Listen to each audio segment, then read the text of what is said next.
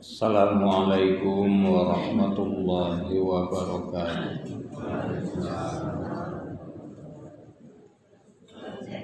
Alhamdulillahilladzi ahyana ba'dama amatana wa ilaihin nusyur.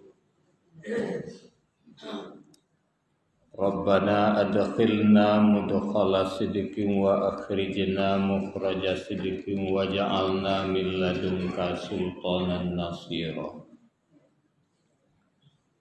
Asyhadu an la ilaha illallah wahdahu la syarikalah wa asyhadu anna Muhammadan abduhu wa rasuluh la nabiyya ba'dah. Bapak dan Ibu jamaah salat subuh rahimakumullah. Puji dan syukur kita persembahkan ke hadirat Allah Subhanahu wa taala. Dengan rahmat dan karunia Allah, kita masih diberi kesempatan menunaikan salat subuh berjamaah di rumah Allah yang mulia ini. Salawat dan salam kita mohonkan kepada Allah untuk Nabi kita Muhammad sallallahu alaihi wasallam. Beliau telah membekali kita dengan pedoman hidup berupa Al-Quran dan Sunnah. Mudah-mudahan bisa kita pedomani dalam kehidupan kita sehari-hari. Bapak-bapak dan ibu-ibu, subuh kini pengajian kita surat Ad-Duha. Sering kita baca, sering kita dengar. Melalui ayat ini Allah bersumpah dengan duha, dengan laili. Wad-duha, demi waktu ketika matahari baru naik atau duha. Kenapa Tuhan bersumpah dengan duha? Biasanya dalam Al-Quran cukup banyak Allah bersumpah. Allah bersumpah biasanya dengan sesuatu yang sangat penting, sesuatu yang istimewa, sesuatu yang luar biasa. Lantas apa keluar biasaan duha itu? Pertama, mulai dari bapak dan ibu yang sudah biasakan selesai subuh, tengah ceramah, zikir, baca Al-Quran, sampai masuk syuruk. Syuruk itu awal duha. Salat 2 rakaat, pulang, dapat pahala umrah. Ambo beko malam jamaah berangke 32 juta lebih yang bayar.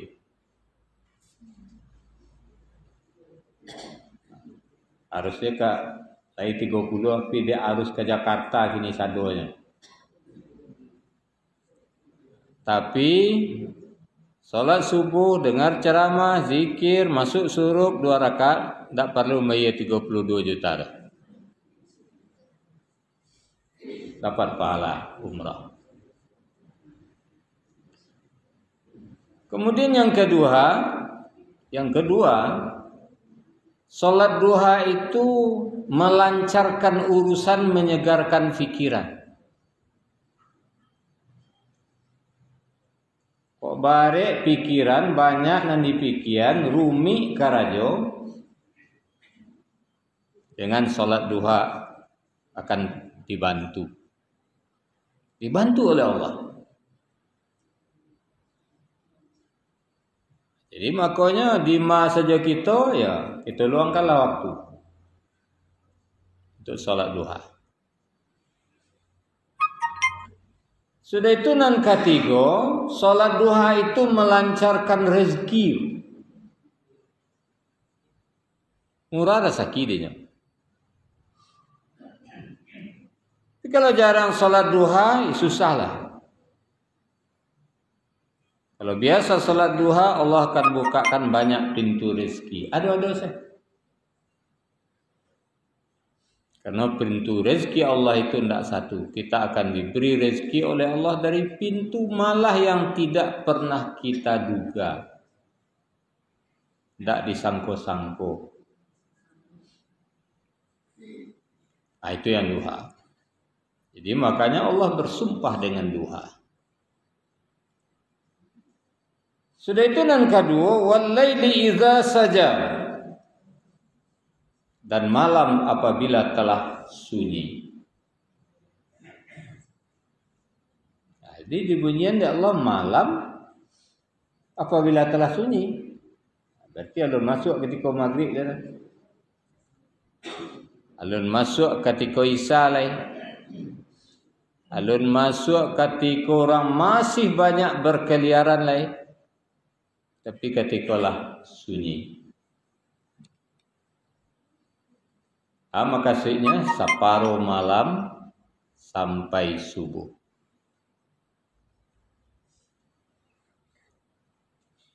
Apa istimewanya? Malam ini pertama memang disengaja dibikin oleh Allah untuk manusia beristirahat. Makanya dalam Islam tidak boleh maniayo diri baru sahur, Pak. Siang malam tidak boleh.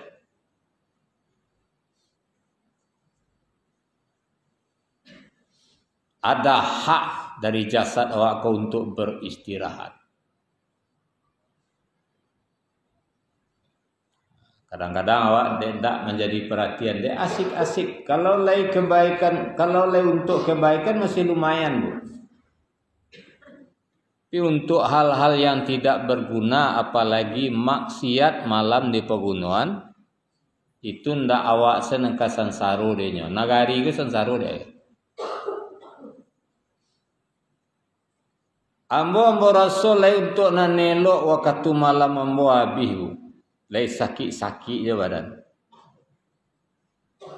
Ya jam 1 pulang, jam 2. Sakit-sakit je badannya, ingin deh dokter.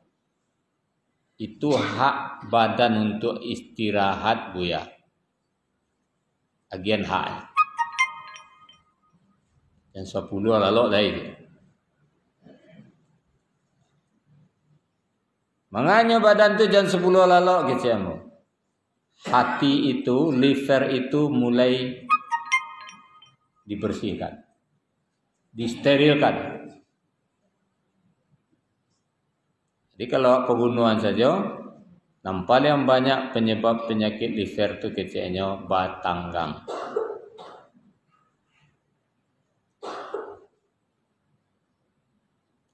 Sudahlah kesemaan malam, salat tahajud. Salat tahajud.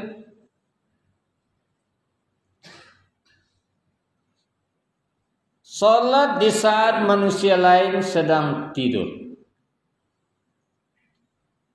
Kalau ketika sama-sama jago, banyak orang bisa. Yang paling banyak orang bisa maghrib. Rami-rami musaji.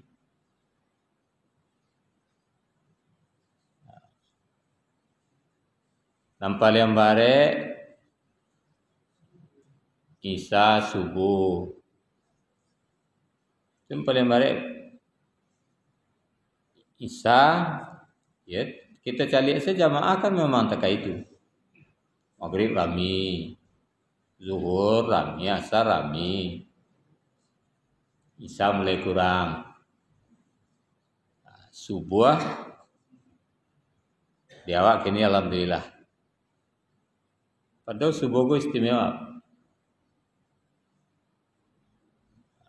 Jadi diagi waktu dia Allah separuh malam sampai subuh. Tahajud. Kenapa tahajud? Karena setelah tahajud itulah waktu yang sangat mudah komunikasi dengan Allah. Bamung kau mudah orang tak bara nak berhubungan dengan Allah. Kok cara menelepon ya? Rancak menelepon tengah malam. Kalau siang aku di udara kau silang-silang sesuatu. Malam tak bara orang. Ketika orang tak bara menelepon Allah, yang menelepon, yang mengecek dia Allah, yang meminta ke Allah. Istighfar nampalya rancak sudah tahajud.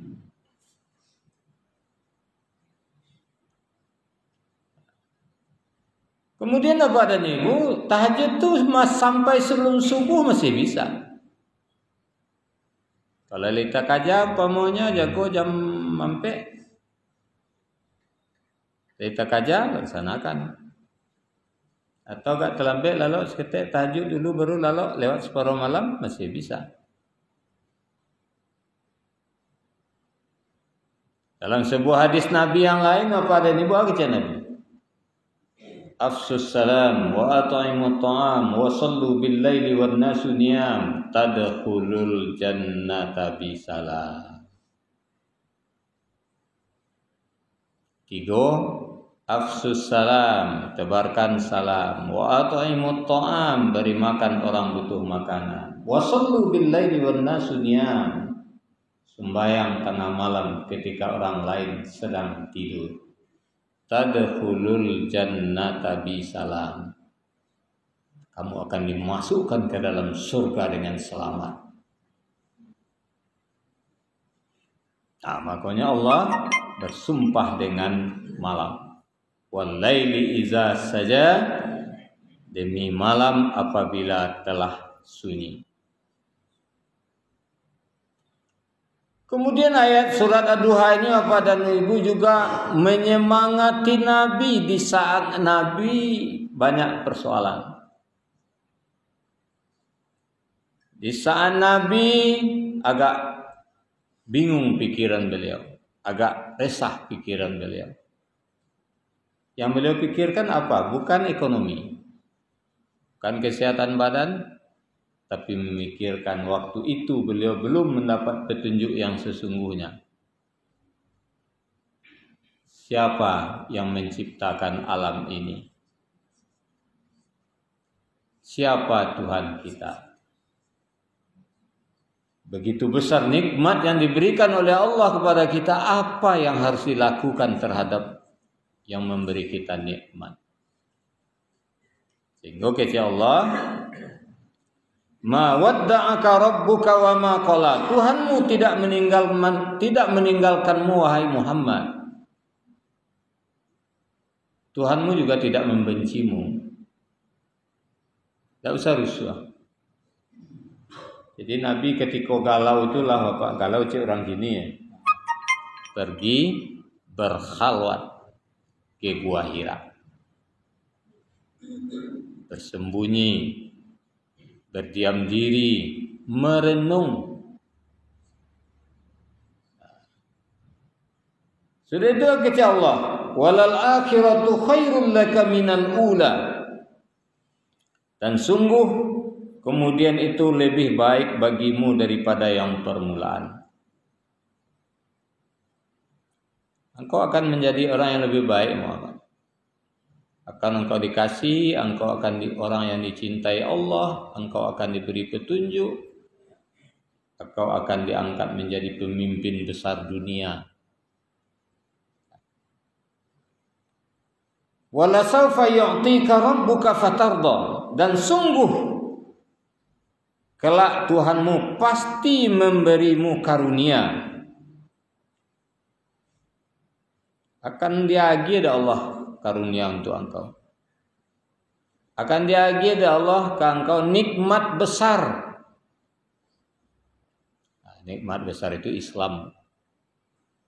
Jadi kalau orang bertanya kawaan nikmat paling besar Islam Pak. Boleh awak kau nendak jaleh tanggal masuk Islam awak. Katanya seorang tanggal orang masuk Islam. Nah, dah jaleh tanggal masuk Islam dah. Kalau takdirkan de Allah lahir dari orang tua non Islam, alun tan tua Islam dulu. Kini ditakdirkan, takdir pun nikmat luar biasa. Ditakdirkan oleh Allah lahir dari orang tua Islam, tak payah-payah masuk Islam dia. Itu nikmat besar. Kenapa dikatakan nikmat besar Islam? Karena asal Islam pasti masuk surga. Indah Islam sampai mati jangan diarok ke masuk surga. Jangan orang kini kafir non Islam paman Nabi sendiri. Abu Talib sampai mati nama masuk Islam jangan diarok ke masuk surga. Bisakah Nabi memberi syafaat nanti untuk Abu Talib? Tidak bisa. Yang kadiage syafaat itu bersyahadat. Asyhadu an la ilaha illallah wa asyhadu anna Muhammadar Rasulullah. Itu bisa dapat syafaat.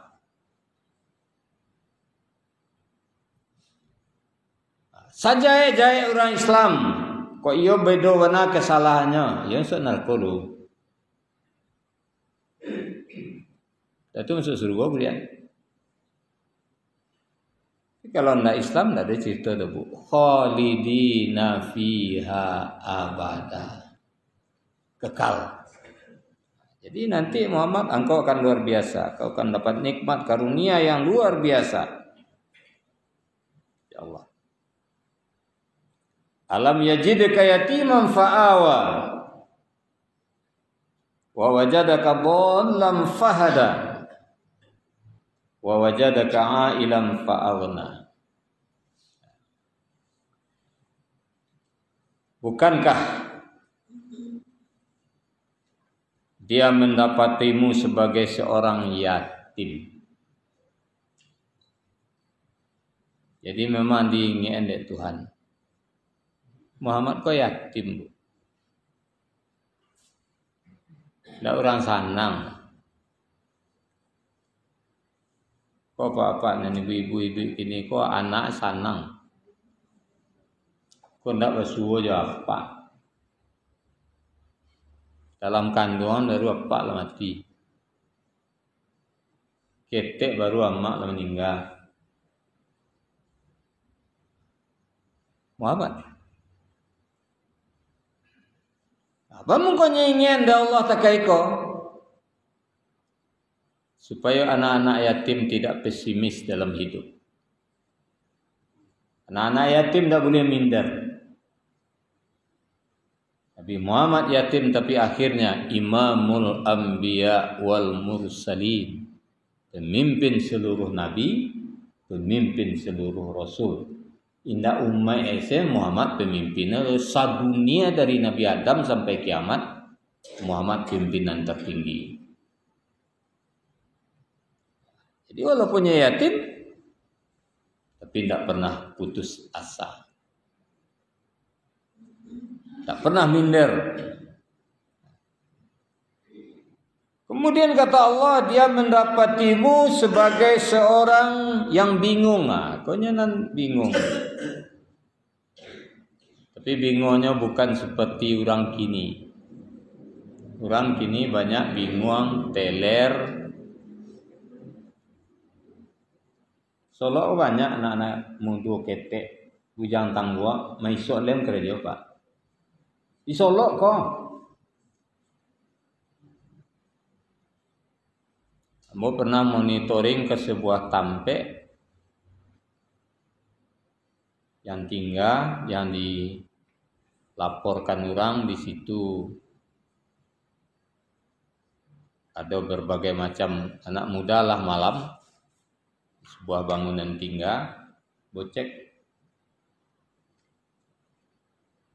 Kok dimasukkan kasoi mungkin asoi lah sasoi pak.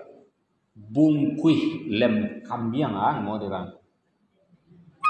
Lem besok-besok pak. Kalau lah sempat kanai anak main sok lem bapak tu tak ada hari itu.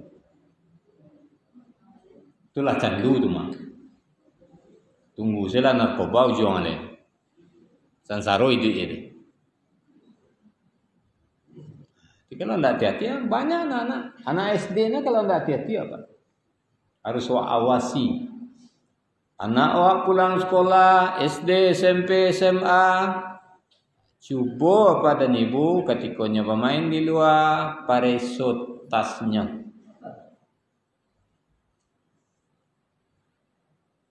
Karena pernah ketika ambo dulu aktif di Dewan Pendidikan, razia ke sekolah-sekolah, buka tas anak-anak SMA perempuan, apa yang ditemukan dalam tasnya? Kondom. Siswa SMA padusi inyo kondom dalam tasnya. Jadi kalau tidak hati-hati Pak, itu yang membuat manusia tidak selesai kini. Tapi kalau Muhammad bukan itu pikiran beliau, yang beliau pikirkan agama Allah, yang beliau pikirkan Sang Pencipta yang telah memberi nikmat.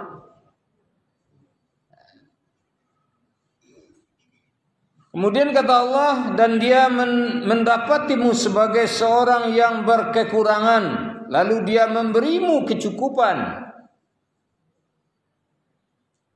Itu ni kecian tadi, sudahlah yatim, ndak lo kayu lo, miskin.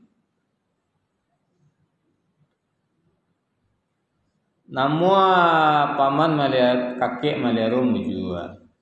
Maliaro de Abdul Muttalib. Lega bapiti. Aduh tahu lah mati lo. Maliaro de Abu Talib. Abu Talib tak itu lo. Meninggal lo ibu Siti Aminah. Pak gete.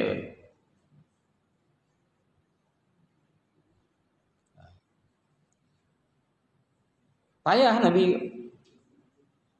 Baraja menggalih segala macam dari ketek. Jadi itulah Muhammad yang didapati. Makanya diingatkan oleh Allah. Kawa. Anak diingatkan oleh Allah.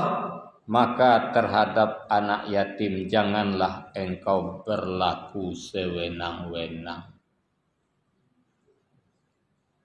Kok tiba di grup Pak. Anak yatim go grup Nabi mah. Itu kok banyak. Nyobiatlah grup anak yatim sedunia. Nabi. Tak boleh awak sewenang-wenang. Ama kasih sewenang-wenang ada dua hal ya. Pertama jangan satu lo makan ratu anak yatim. Cali ratu kan kena makan.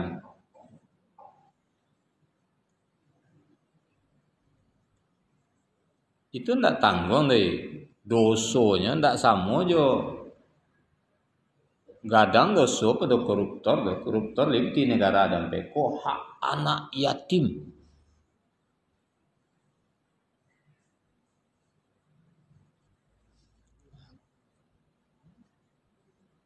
Ada kok yang tak itu Ustaz, bisa ada kemungkinan. Taruh mungkin umpamanya dia awak tetangga.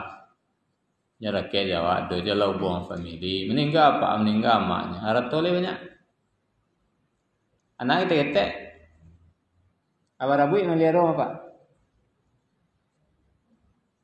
Kalau ndak barato nak yatim ko ditinggal ni apa yang mak malih meliaro Iko barato nak yatim tinggal biti banyak dapat arato banyak. Dia lah nyambu tinggal awak ngelola arato ya. Lama numpang lo hidup di situ. Banyak lo untuk awak benentu inyong. Ada orang biar terkait.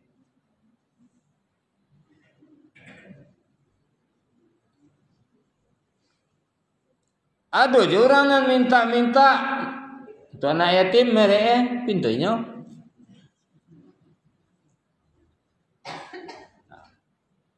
Tak ada petang besar macam. Anak yatim tentunya dia sampai ke anak yatim.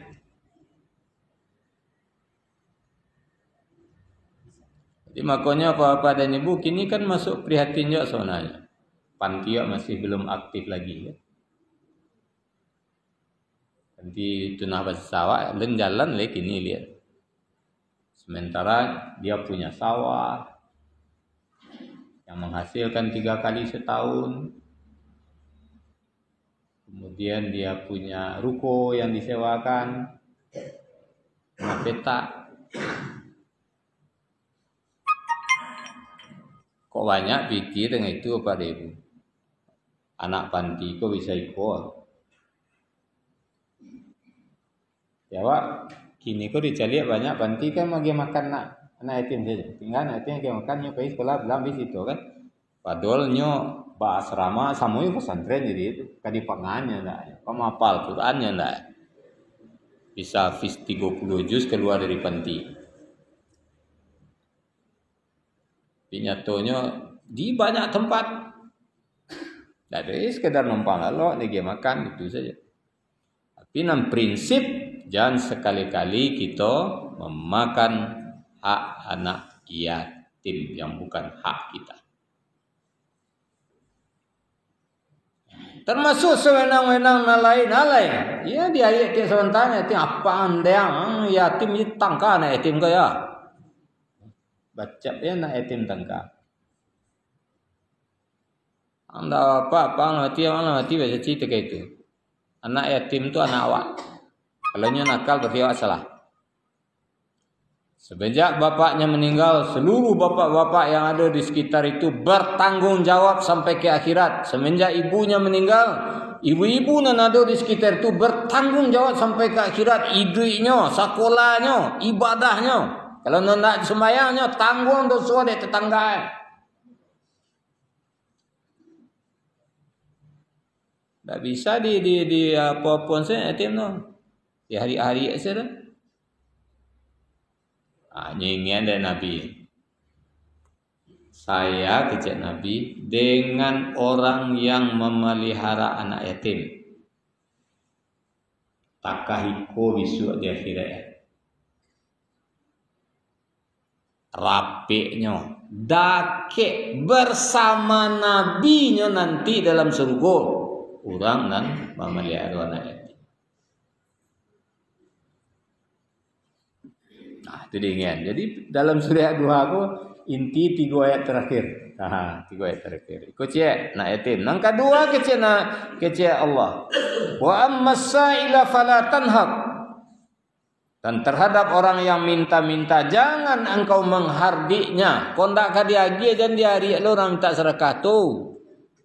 Assalamualaikum. Sedekah apa? Sedekah ke sedekah keciang. Do sedekah ini do.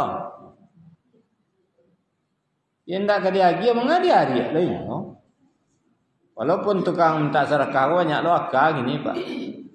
Banyak kan. Dulu di kampung kayak masih SMP Pak. Boleh minta sedekah. Nanya apa buruk kok ada pesantren dan itu saya alasannya.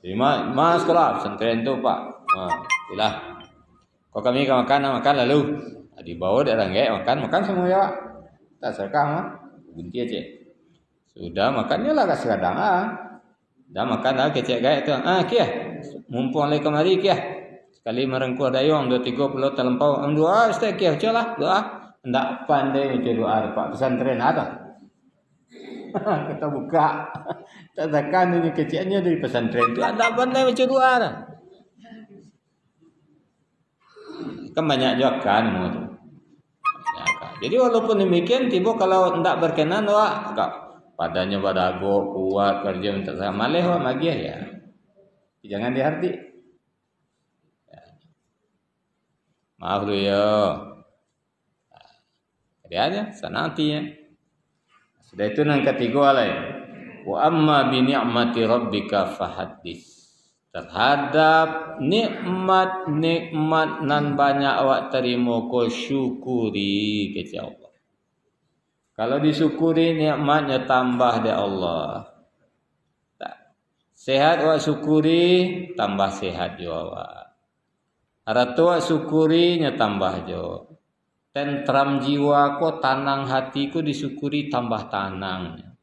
Awak bisa beribadah kemari ko, disyukuri nya tambah jadi Tuhan. Walaupun lagai harapi ke musaji uru, sempat je ke musaji uru. Kan nikmat luar biasa tu. Nikmat luar biasa. Banyak orang kayak musaji, tak musaji kebanyakan. Awak jadi kesempatan dari Tuhan ke musaji uru. Itu nikmat luar biasa. Jadi makanya Bapak dan Ibu, itulah yang terkandung dalam surat Ad-Duha. Intinya 3 ayat terakhir, anak yatim, orang minta-minta, kemudian nikmat yang diberikan oleh Allah kita syukuri. Sehingga nikmat itu betul-betul bisa membawa manfaat kepada kehidupan kita, baik di dunia kini sampai ke akhirat nanti. Bapak dan Ibu, demikian pengajian kita, mudah-mudahan bermanfaat. Terlebih dan terkurang banyak maaf. Wassalamualaikum warahmatullahi wabarakatuh.